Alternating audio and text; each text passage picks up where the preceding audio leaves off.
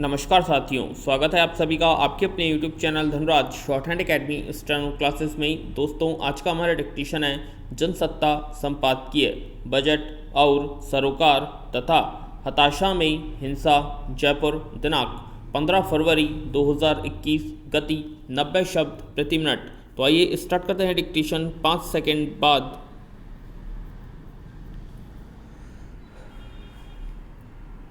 Start. वित्त मंत्री निर्मला सीतारमण ने वर्ष 2021-22 के प्रस्तावित बजट को ऐतिहासिक बताते हुए इसे अर्थव्यवस्था को पटरी पर लाने वाला बताया है। उनका यह भरोसा कि इस बजट में सुधारों के लिए जिस तरह के ठोस कदम उठाए गए हैं उनसे आने वाले दिनों में निश्चित रूप से हालात सुधरेंगे। उम्मीदें बांधता है प्रस्तावित बजट का प्रमुख लक्ष्य ढांचागत सुधारों और पूंजी निर्माण के साथ देश को आत्मनिर्भर के रास्ते पर ले जाना भी है। जाहिर है बजट में ऐसे उपायों पर जोर ज़्यादा है जो दूरगामी और स्थायी परिणाम देने वाले हों। इस बार बजट बहुत ही अभूतपूर्व परिस्थितियों में तैयार हुआ है। कोरोना महामारी के संकट में पिछले 10 महीनों में देश की अर्थव्यवस्था को जो भारी नुकसान हुआ है वह किसी से छिपा नहीं है। सरकार भी अर्थशास्त्रियों की इस राय से असहमत नहीं है कि अर्थव्यवस्था को पटरी पर लौटने में अभी लंबा वक्त लगेगा, जो 3-4 साल तक का हो सकता है। हालांकि कुछ क्षेत्र को छोड़ दें तो हालात अब धीरे धीरे पटरी पर आते दिख रहे हैं। सकल घरेलू उत्पाद GDP में सुधार और राजस्व संग्रह में बढ़ोतरी से इसका संकेत भी मिला है। लेकिन फिर भी सरकार के लिए चुनौतियां कम नहीं हैं। बजट पर संसद के दोनों सदनों में बहस का पहला चरण पूरा हो चुका है। बजट को लेकर विपक्ष की भी अपनी चिंताएं हैं। प्रस्तावित बजट को अमीरों का बजट बताया जा रहा है।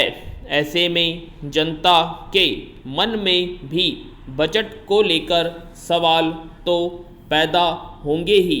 बजट जैसे सर्वाधिक महत्वपूर्ण और जन सरोकार वाले मुद्दे पर जब तक उचित और तार्किक रूप से खुलकर चर्चा नहीं होती है तब तक उसमें ठोस संशोधनों का रास्ता भी नहीं निकलता है।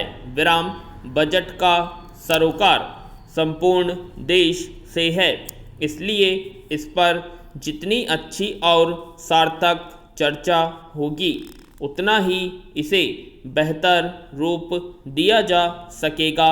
हालांकि सरकारें दावा तो करती हैं कि वे बजट में बेहद गरीब से लेकर अमीरों तक का समान रूप से ख्याल रखकर चलती हैं और ऐसा करना जिम्मेदार व लोक कल्याणकारी सरकारों का दायित्व भी बनता है।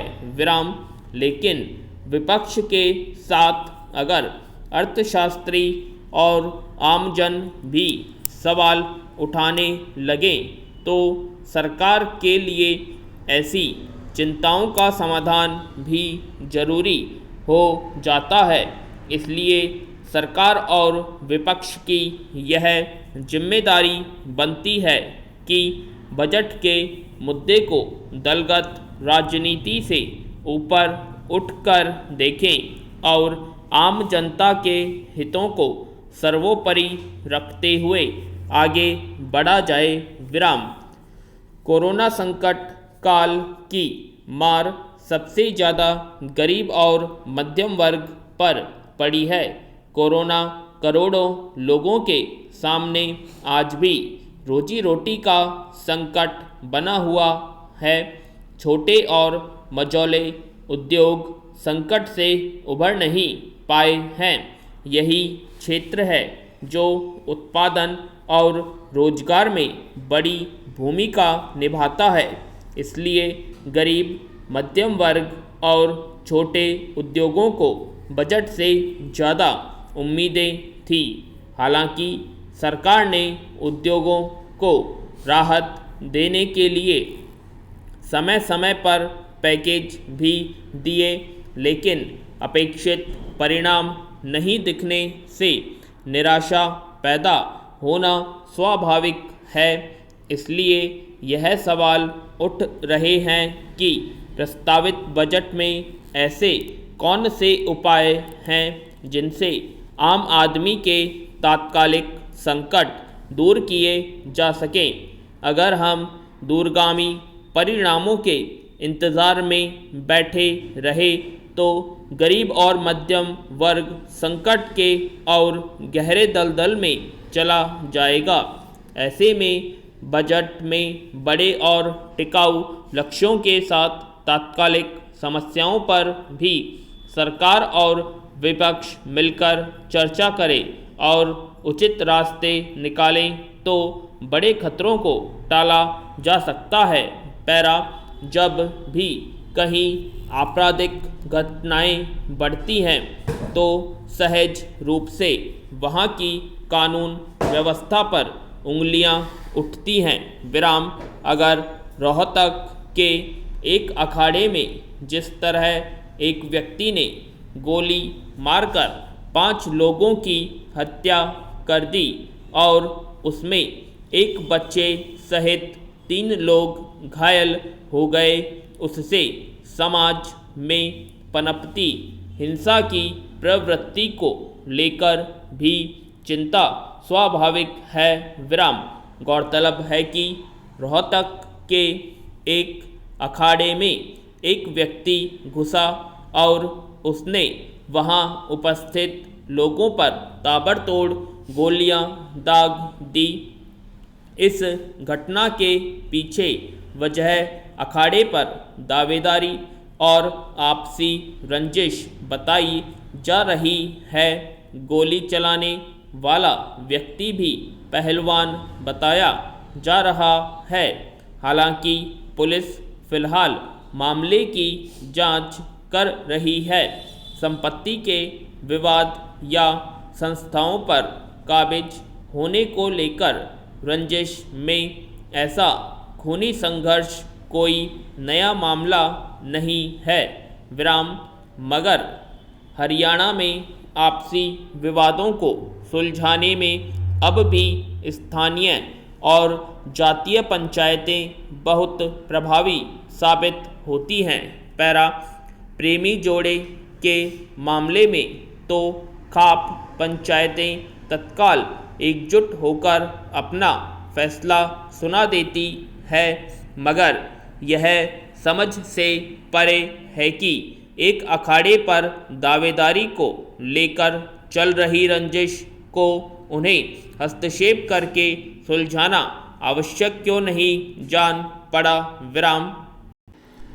हालांकि हरियाणा में जिस तरह आपराधिक घटनाओं पर काबू पाने में सरकार लगातार विफल साबित होती रही है, उससे भी आपराधिक वृत्ति को बढ़ावा मिला है।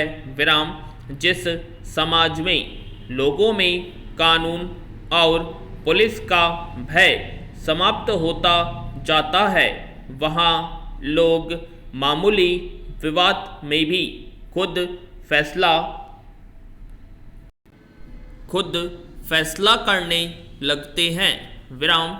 यह छिपी बात नहीं है कि दिल्ली से सटे हरियाणा के इलाकों में आवासीय कॉलोनियों का कारोबार फैलते जाने से वहाँ के लोगों को उनकी ज़मीनों के मुआवजे के रूप में काफ़ी पैसा मिला है। उससे बहुत सारे लोगों ने आलीशान मकान, बड़ी गाड़ियाँ और शानो शौकत की ज़िंदगी जीने के सामान जुटा लिए, मगर ज़मीनें और पारंपरिक धंधे खत्म हो जाने से बहुत सारे युवाओं के सामने कमाई का कोई मुस्तकिल जरिया नहीं रहा।